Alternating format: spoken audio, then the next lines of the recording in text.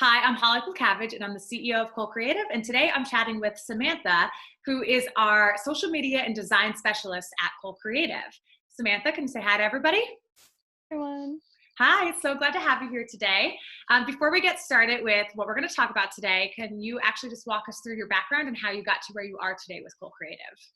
Sure, Holly. So first I went to King's College from 2015 to 2019, and during the last half of my senior year, I interned with Cole Creative because I heard about it from a friend of a friend, and just the whole internship experience seemed so cool and so different than everyone else's because this person had done a lot of stuff, and that's what I wanted to do. I wanted to do a lot of things. So I interned with the company, loved it, was able to get my hands on a lot of different projects and get a lot of cool experience.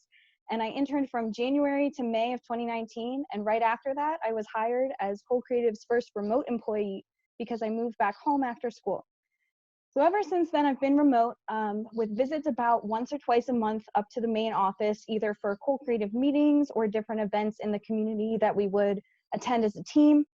But the main thing I love about it is that no matter how long I've been remote, I always felt a part of the team. And now it's pretty weird because my work daily routine hasn't really changed all that much, but the whole rest of my team has gone remote. So they get to see a little bit of how I work outside of this whole pandemic. Well, first off, let me say that we love you and we're so glad to have you on the team. And two, it has been so interesting that there's that swap or flop or whatever you want to call it. So really taking it day by day. And I feel like it's probably a good thing for things that I'll be rolling out and initiating and whatnot with our team and Cole Creative in the future to really be able to keep this in mind and think like, what is this like for a remote employee, having experienced it firsthand? But on that note, that's what we're here to talk to you about today is remotely working. So instead of me kind of coming up with tips and tricks and how to do it well, because I haven't been doing it that long, I thought, why not bring our pro in, Samantha, to talk about it to all of you today. So Samantha, I'm going to pass it right back over. If you could just go through any tips that you want to share with everybody. Sure. So I thought long and hard about it and came up with three main tips for everyone. Awesome. So the first one to remember is that communication is key. So whether you prefer email, Slack, texting, or just hopping on a phone call, it's always important to stay in communication with your team. Working from home seems great because you may be able to set your own hours and figure out when you want to hop on the computer, but it's also tough because there's no true structure.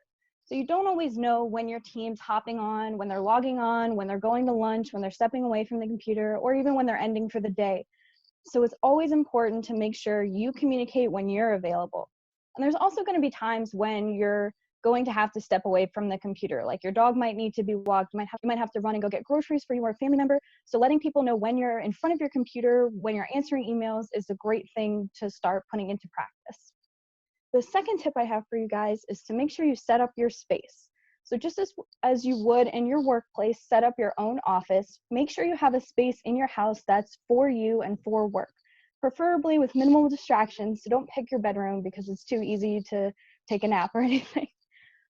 It can be also really difficult during this time to pick a space for yourself when you have multiple people in your house working from home. Right now for me, I'm working from home, my sister's working from home, my mom's working from home.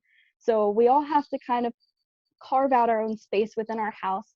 And a big thing to remember is that you want to respect each other's spaces. So if I have one room, my sister has another, I'm not barging in there when she's on work, I'm respecting her space. Another thing you can do is personalize your space how you want. So on my desk, I have like a little plant, I have a little picture, just to kind of make it a little more normal and feel like you're sitting down at your desk at work. Now, the final tip I have for you guys is arguably the most important and the one that was hardest for me myself to grasp, and it's to remember to take breaks. So when you're working from home, it can be extremely tempting to work more than you normally would because we don't have the luxury of distancing ourselves from work anymore. We don't have the option to leave the office because it's in our house now. So it's always important to carve out time and be firm with your hours of when you are working and when you're not working. Another issue can be, it can be really easy to forget to eat lunch because you don't have somebody physically coming in asking if you want to eat lunch. I remember when I was an intern at Cole, we would all kind of say, all right, it's lunchtime, let's go take a walk around the square, let's go to Circles, let's do something. But at home, you look at your watch and all of a sudden it's 3 o'clock and you forgot to eat lunch. So It's really good to, for me, I like to set timers, or I like to at least put a pin in, like, okay, at 12, I'm going to step away for 10 minutes and take a break. Even if you just step away for a few minutes, it can be great for your mental health, just to get your creative juices flowing, get your mind off the problem at hand.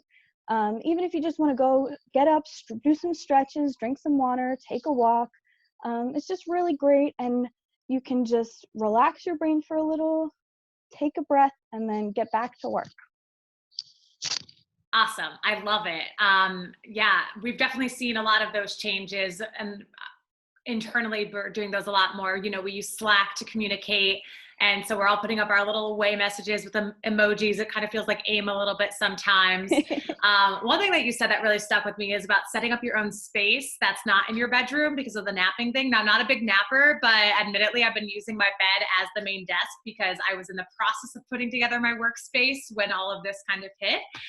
So I'm looking forward to putting that legitimate space together to be able to go to and really stay focused within, and not get so tempted to curl up next to my sleeping cats over there. There have been days where I just wake up and like hop on the laptop, but Yeah. having your own space is definitely something that's helpful and puts you in the mind to do some work. Yeah, no, I love it. Well, Samantha, thank you again. I think that these will be extremely helpful for anybody that was able to tune in today. And we'll talk to you soon. Sounds good. Bye, Thanks. everyone.